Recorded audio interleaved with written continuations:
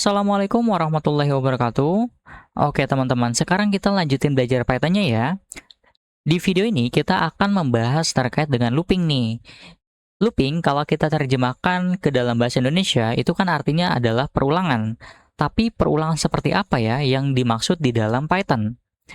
Jadi, looping di dalam Python itu sebenarnya adalah suatu mekanisme atau cara yang bisa kita manfaatkan untuk melakukan atau mengotomatiskan tugas yang bersifat repetitif, teman-teman. Jadi, kalau kita mengeksekusi kode yang sama berulang kali, itu kan capek ya, melelahkan. Karena kita harus menuliskan kode tersebut berkali-kali gitu. Nah, itu nggak efisien. Contohnya seperti apa? Di sini saya membuat contoh yang tanpa perulangan terlebih dahulu. Jadi, saya mau mencetak tulisan, isinya itu adalah tanpa perulangan ke-1, tanpa perulangan kedua, sampai tanpa perulangan kelima. Kalau teman-teman perhatikan, ini sebenarnya dari setiap baris kode itu sama semua. Tulisannya yaitu adalah tanpa perulangan itu sampai 5 kali, cuma bedanya itu adalah di angkanya. Di sini kalau saya coba eksekusi, kita tunggu, dan muncul tulisannya yaitu tanpa perulangan dari 1 sampai 5. Di sini kita berhasil menampilkan tulisan yang sama berulang kali, tapi cara yang kita gunakan masih manual nih teman-teman. Dan ini tidak direkomendasikan untuk dilakukan. Karena saat ini kita mungkin terlihat biasa aja menulis tulisan yang sama dari 1 sampai 5 ya. Tapi gimana kalau kita ingin menampilkan tulisan tanpa perulangan ke-1 sampai ke 100 atau ke-1 sampai ke 1000? Nggak mungkin dong kita menuliskan kode yang sama sampai 100 atau 1000 kali, karena itu akan memakan baris kode dan hal tersebut sebenarnya repetitif ya. Kita lakukan itu berulang kali dan itu bukan cara yang efisien. Lalu bagaimana cara yang direkomendasikan dalam melakukan perulangan di Python? Nah, sebenarnya Python itu sudah menyediakan keyword-keyword khusus untuk melakukan perulangan, teman-teman. Yang pertama, itu ada yang namanya for loop.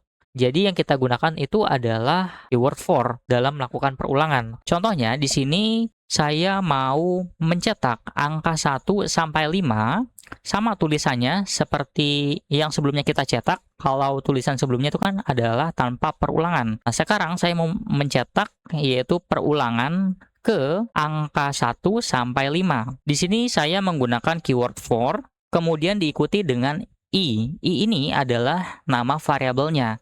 Bebas ya teman-teman, untuk nama variabelnya itu boleh i, boleh integer, boleh angka, terserah teman-teman. Di sini saya kasih nama variabel itu adalah i. I ini nanti akan menampung setiap angka yang dihasilkan oleh fungsi range. Jadi i in range. Range ini adalah rentang angka. Jadi Python itu nanti akan membuatkan angka dari 1 sampai 5. Tapi di sini ditulisnya 6. Kok 6? Karena angka terakhir dari range ini atau rentang angka ini tidak akan diikut sertakan. Jadi dia bersifat eksklusif. Oleh karena itu, di sini saya lebihkan satu angka. Walaupun di sini saya tuliskan dari 1 sampai 6, tapi angka 6-nya itu tidak akan dicetak sebagai output ya teman-teman. Di sini saya coba langsung eksekusi aja.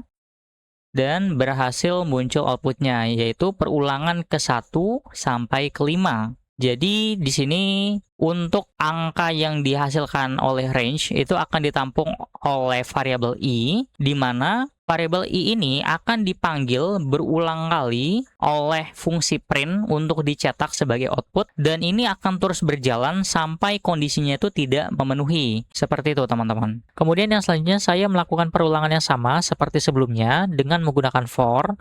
Hanya saja di bagian sini perbedaannya itu ada pada fungsi range-nya teman-teman. Kalau for sebelumnya, di bagian range-nya itu ada dua buah nilai, 1 dan 6, di mana 1 itu adalah mulainya dan 6 itu adalah akhirnya. Nah, for di sini hanya ada satu nilai, membacanya sebagai indeks terakhirnya aja. Kalau kita sorot ke fungsi range-nya, dia hanya ada satu buah parameter yaitu stop yang kita isi sebagai tempat pemberhentiannya. Karena kita tidak menyertakan startnya mulai dari mana, dan komputer itu kan membacanya dari 0. Oleh karena itu, proses for ini akan dicetak mulai dari 0 sampai 5 ya teman-teman. Jadi perulangan ke 0, ke 1, sampai ke 5. Di sini saya langsung ransel. Dan betul ya, berhasil dicetak mulai dari 0 sampai perulangan ke-5. Kalau sebelumnya, kita melakukan for loop dengan menggunakan fungsi range. Nah, sebenarnya kita juga bisa nih melakukan for loop dengan menggunakan list, teman-teman. Contohnya di sini saya membuat variabel dengan nama buah, di mana variabel buah ini tipenya list ya, teman-teman. Tandanya itu adalah dia menggunakan kurung siku. Nah, di dalam kurung siku terdapat nama-nama buah seperti apel, mangga, jeruk, pisang, dan juga anggur. Nah, saya mau mencetak atau mengambil masing-masing nama buah ini untuk dijadikan output dengan menggunakan fungsi print. Caranya, kita perlu melakukan perulangan dengan menggunakan for nih, teman-teman. Jadi, kita tuliskan for, kemudian variabel barunya di sini saya tuliskan namanya itu adalah item. Jadi, variabel item ini adalah bentuk singularnya, di mana dia akan menampung masing-masing nilai yang ada di dalam variabel buah. Nah, buah ini adalah variabel juga, teman-teman. Cuma dia adalah versi pluralnya ya, atau jamaknya. Nah, setelah ini didefinisikan, jangan lupa titik 2, di bawahnya kita mau cetak nih dengan menggunakan fungsi print. Di sini saya tuliskan, saya suka makan masing-masing buah ini. Jadi, masing-masing buah ini akan dicetak satu per satu sebagai output. Kita langsung ransel aja. Berhasil ya teman-teman, di sini saya suka makan apel. Jadi nilai apel yang ada di dalam list ini akan diambil dari variabel buah, masuk ke dalam variabel item, kemudian dia akan dicetak fungsi print ini. Selanjutnya setelah apel udah dicetak, giliran mangga nih. Mangga masuk ke dalam variabel item, kemudian dicetak, seterusnya sampai anggur. Dia masuk ke item, kemudian dicetak. Setelah anggur, itu kan tidak ada nilai lagi ya di dalam variabel buah. Otomatis, proses perulangannya itu akan berhenti sampai di situ, teman-teman. Itu kalau kita menggunakan list ya.